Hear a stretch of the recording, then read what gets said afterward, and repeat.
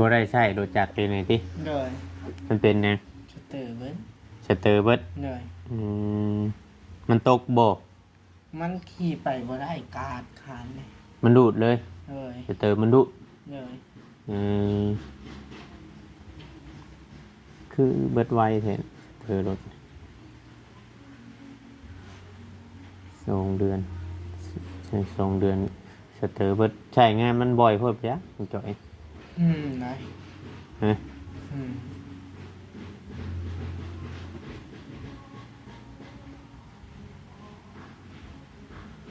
ขี่ไปแล้วมันดูดมันไหล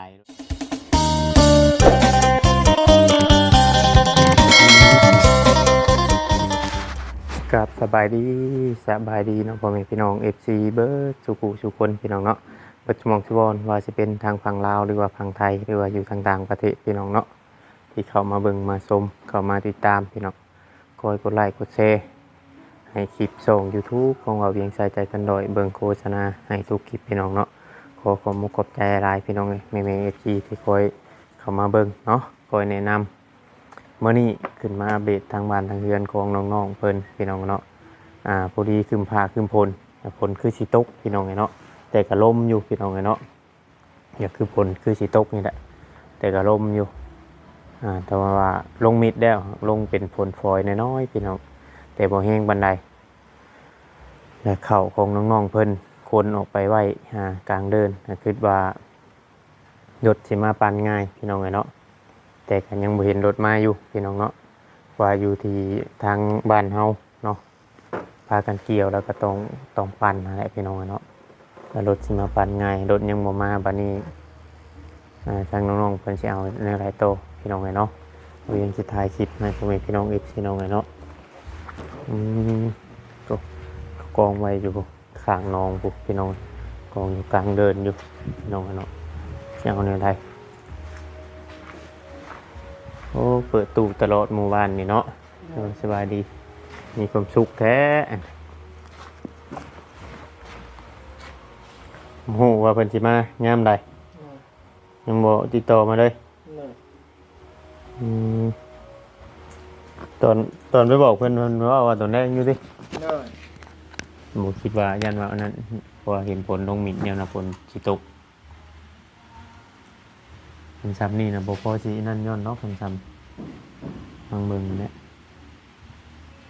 มันนั่นเก็บทอนๆกับการไปตังไปไสเบิดจะไปตังตะกี้คือว่าหลายอยู่เอาไว้หน้าบ่อืมลุงก็ยังบ่มาเลยไปนาได้นาบ่ถึงจะไปนอนพุอ๋อแล้วไปแต่เช้าพุเราไปเราออกกินข้าวอืม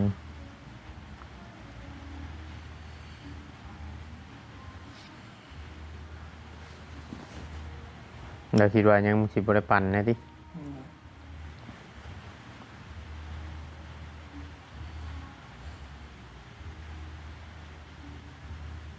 อย่างมันมีพายุเขา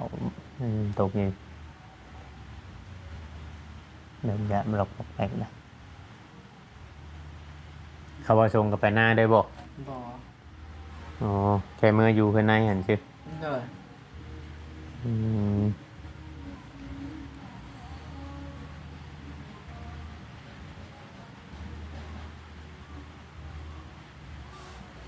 หน้าหาก็ออกมื้อนี้บ่ดุงเราออกอยู่บ่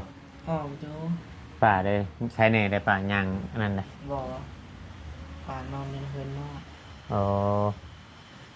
นอนอยู่แต่ว่าบ่อยากหันปานใดหมอเพิ่นว่าเป็นหยังจับเพิ่นบ่จักความดันมายังเล่าแน่เนาะ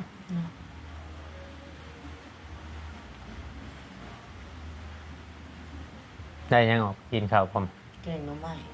ม้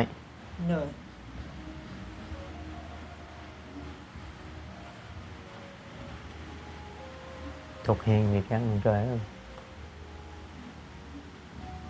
ยังไม่ได้มาเลยโบเบะมาแล้วเอาหนึ่งนี่มาเธอหนึ่งได้ไปทางไหน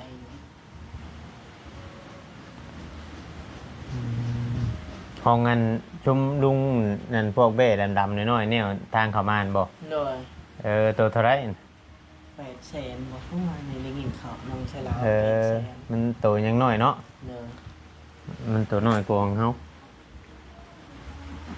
คนมันยังบ่ได้อยากเจ็บครับ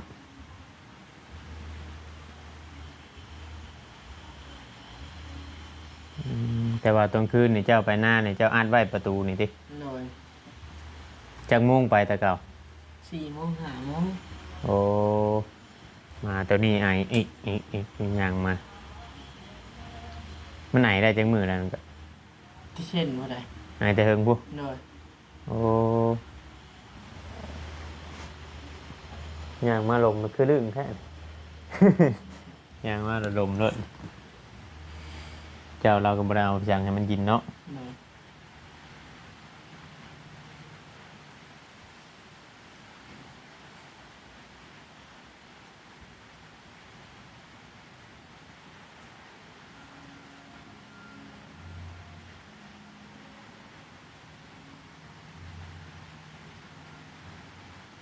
มือเกี่ยวมื้อนั้นฝนตกบ่ อืม คือบ่แห้งจ้ะต้นยังเกี่ยวได้บ่ได้พึ่งติ โดยเกี่ยวแล้วเข้ามาโหลด อืมเกี่ยวมือผลทำเกี่ยวอยู่ใช่ใช่ตอนเห็นในคลิปคือว่าผลท น้ำไม่ใช่ ำตอนในคลิปน้องฉลาคือว่าพากันเดิน เกี่ยว เก็บ หาลุงคุณบอก โดย โอ้อืม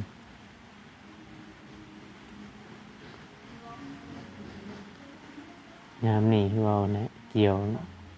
เขาก็ระแวงเรื่องผ้าเรื่องฝนเพอปีนี้นั่นฝนมันตกอ่าที่ตกดีพดพี่น้องเนาะแต่ดุนมาเวียงเกี่ยวพุ่นก็ยังตกไปเลย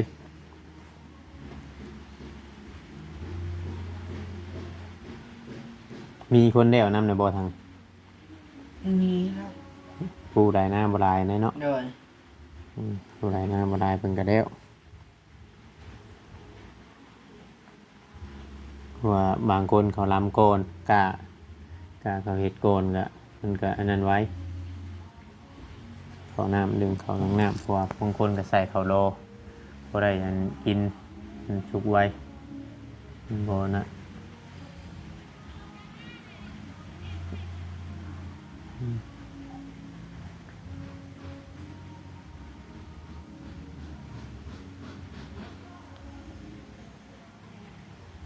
บ่ได้ใช้รถจักรเป็นไงติ โดย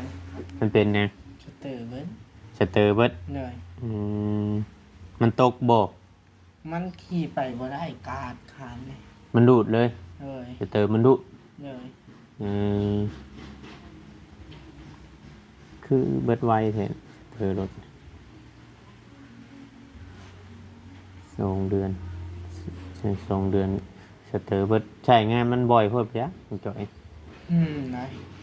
ฮะ อืม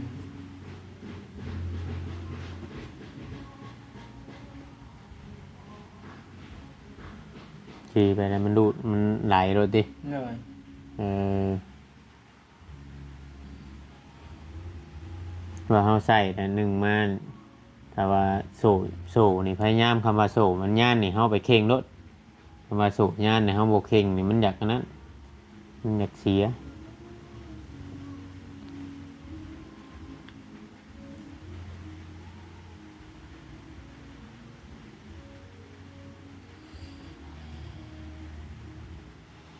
บ่ได้มือดินบ้านแม่บ่เดียว อืม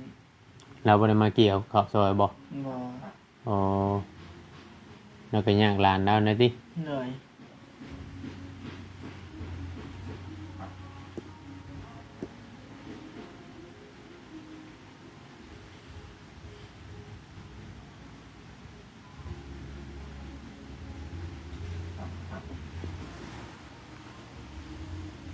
ย่างอยู่บ่เป็ดนำนี่คืออาบ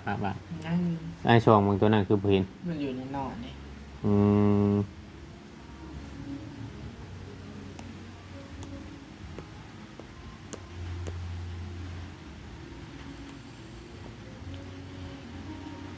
บ่ได้ขึ้นมาทางนี้แต่หึงนะน้อยเนาะบ่ได้อันนะ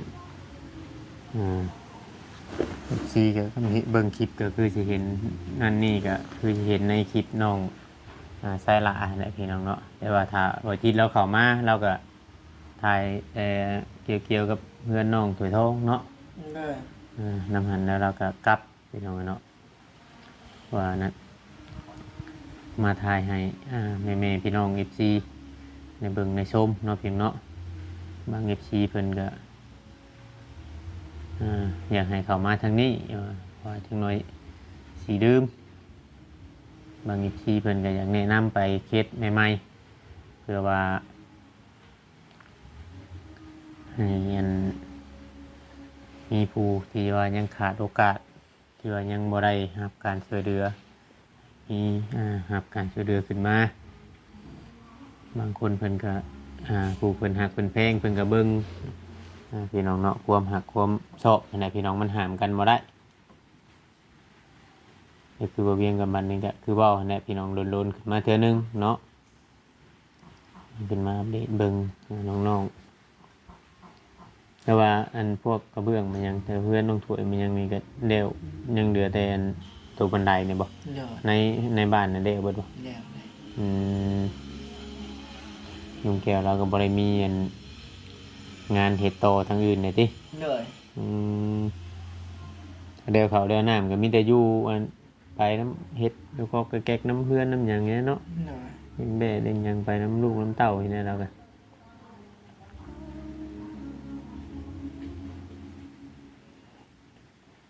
นี่พี่น้องบ้านนอกบ้านนาเฮา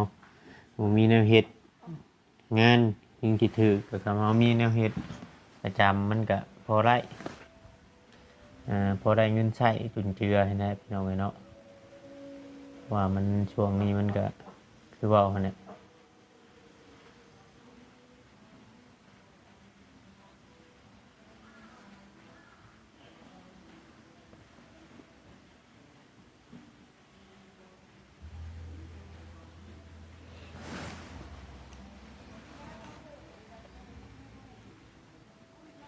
ท่านเจ้ามาแต่หน้ามันยังก็เจ้านอนผู้เดียวนี่บ่เพื่อน เลย อ๋อน้องๆเขาเจ้าก็นอนอยู่ต่างหาก ฮะ เขาน้องถวยน้องหยังเขาก็นอนต่างหากบ่ โดยน้องใช้ล้าของเธอกะ อืม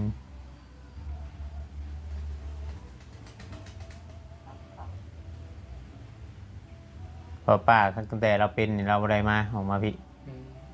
กดเราสิอันนอนอันอยู่พี่อยู่เนาะ เลย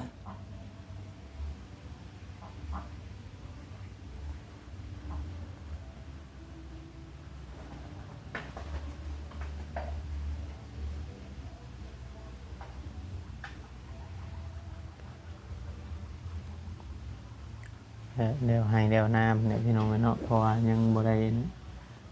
แดดเดิมออกแล้วน้องจอยบัดนบ่ตกแล้วเดิมบางไปเลยเนี่ยเดิมเจ๋งไปเลย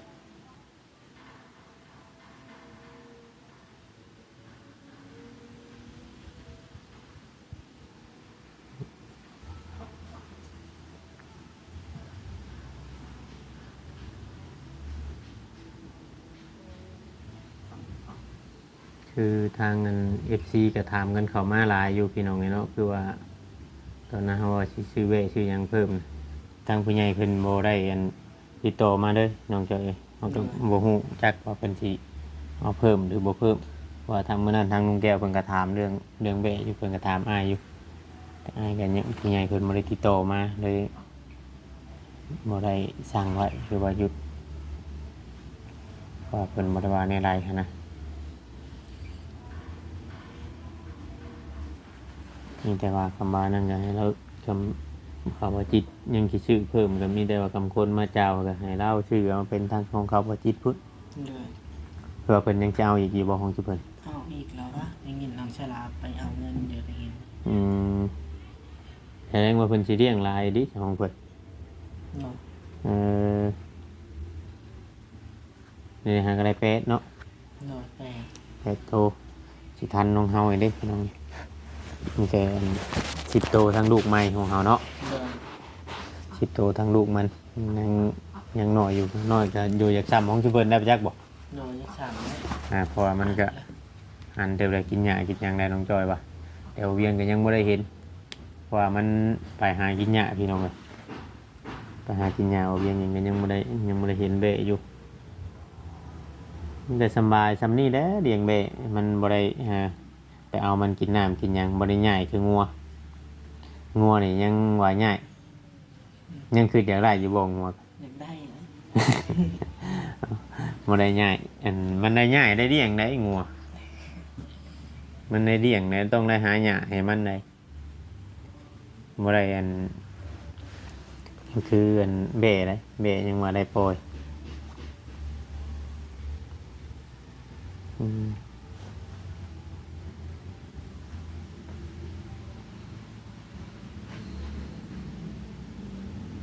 ฉันไปคิดอยากได้งัวสมมุติว่าคำผู้ใหญ่เพิ่นติดต่อมาอีกก็ว่านั่นนี่เพิ่นคำว่าจากได้งัวได้เพิ่นหยุดเรื่องแบ้นี่จะเอาตัวใด เอางัวก็ได้ จะเอางัวบ่ นะ อืมแม่นี่พอได้ติ เดี๋ยวนะ เออไปเอาลูกมันมีแต่ตัวแม่เนาะ เลย ตัวเทิกกะสองตัวทั้งตัวน้อยเห็นได้บ่ เลย เออมันปีหน้าเนี่ยก็คือสีนั่นแหละแบะมันปีหน้ากระดูกมันก็พวกเงินเฮาซื้อรุ่นเป็นแบะนุ่มนี่ก็คือสีได้ลูกแหละพี่น้องเนาะว่ามันก็เริ่มเกี่ยงในได้เนาะ เลย เริ่มเกี่ยงเริ่มเป็นสาวเบิดอะปกติก็แบะนี่ปีหนึ่งมันสิได้อยู่สองเทื่อ6 เดือน7 เดือนน่ะได้เทื่อนึงเพิ่นว่าน่ะแต่บางโตก็3บางโตก็2บางโตก็ตัวเดียวแล้วแต่สายพันธุ์มันหรือว่าแล้วแต่เป็นแบะอันแม่สาวแม่นั่นบ่เฮาก็บ่ฮู้จักเจ้าเคยกินอยู่บ่น้องแบะ อืม เคยบ่ เลย น้องงัวได้จ้ะ เคยนะ เคยอยู่เนาะแบะนี่ข่อยก็ยังบ่เคยจักเทื่อคำปิ้งแบะนะข่อยเคยกินอยู่ คำปิ้งแบะนะน้องมันบ่เคยกินจักมันเป็นแบบไรครับคือกันบ่กับน้องงัว น้องมันเอามันนั่นนะ นี่ คือกันอะไรแต่มันบ่ใหญ่เด้ มันไล่ออกมาแล้วก็ไล่ออกมาหลังแล้วบ่คือต้องถ่าคืองวน ถ้าแล้วว่าเฮาก็บ่เห็นมันนั่นเนาะออกมาเห็นมันอยู่คอเลยเฮาว่ายังเพิ่นมีแบรนด์หน่อยเอาว่า เออไปน้องมันโคลอยู่บ่น้องมัน เลย เอามันบ่ได้กินบ่ อืม บ่คืองัวเนาะ บางโตก็กินเลย กินบ่ เลย เออบางตัวก็กินอืมบางตัวก็กินบางตัวก็บ่กินหรือว่าเอาเนี่ยยังก็แล้วแต่คือกันอันนี้ก็ได้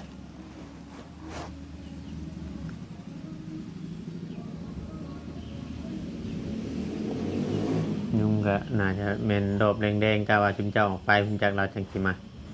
ออกไปชงรถไอ้จอย เอาไปส่งรถ เลย อ้าวบัดเรามาได้ใช่ ยังไป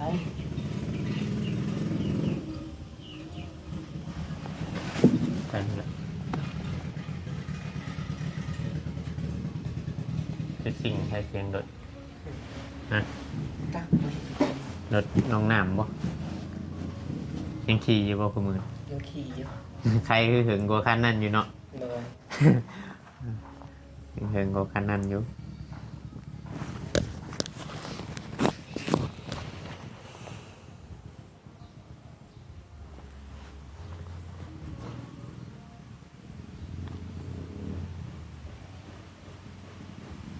ส่วนหลายคนในหมู่บ้านนี่มันอย่างเงียบช่วงนี้เขาไปเกี่ยวข้าวรับจ้างมาจังเนาะ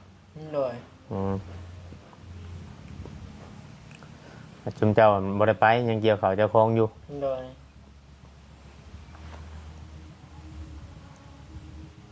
ว่าปกติอันถ้าบ่ว่าสิปั่นข้าวมื้อนี้นะแม่นเกี่ยวข้าวบ่ โดยเกี่ยวเขา อืมถ้าบอกว่าสิปันเขาอันนี้มื้อนี้เนี่ยชุมเพิ่นว่าสิปันเขาก็เลยพากันเข้ามาเฮือนพี่น้องไงเนาะก็เลยพากันเข้ามาเฮือนมายังน้ำในมันยังนี่ยังเปิดปกติแต่ว่าอย่างเงี้ย โดย เพิ่นได้ปกติคือว่านั่นเราต้องพยายามเฮาบ่ได้นั่นก็พยายามเซฟเบิ่งเปิดเบิ่งน้ำยันเพราะว่ามันเป็นไหลปุ่มไหลจรวดนี่ก็มาเฮาบ่ค่อยใช้เรื่อยนะมันอยากเท โดย เห็นบ่คือของน้องไม้บางหนึงนี่บัดใช้บัดปะอยากไป ใส่บ่ปกติพี่น้องเนาะมันเพบ่แม่นหยังดอกคำว่าเฮาใส่ปกติต่อเนื่องกันแบบนั้นนั่นนี่ก็มันก็สิอันนั้นแน่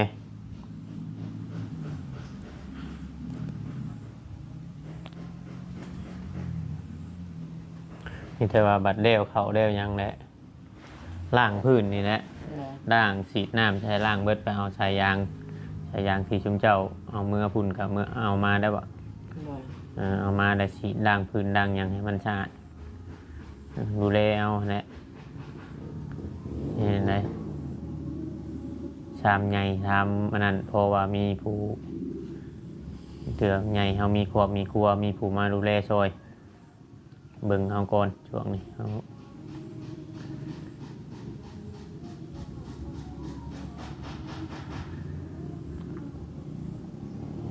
ใต้ไพ่ไปบ่ตอนคืน เข้าพ่อมาตาย อ๋อตอนคืนเนี่ยดุงมาใต้ไว้ น้อย อืมกลางคืนเนี่ยดุงมาใต้ไว้แหละ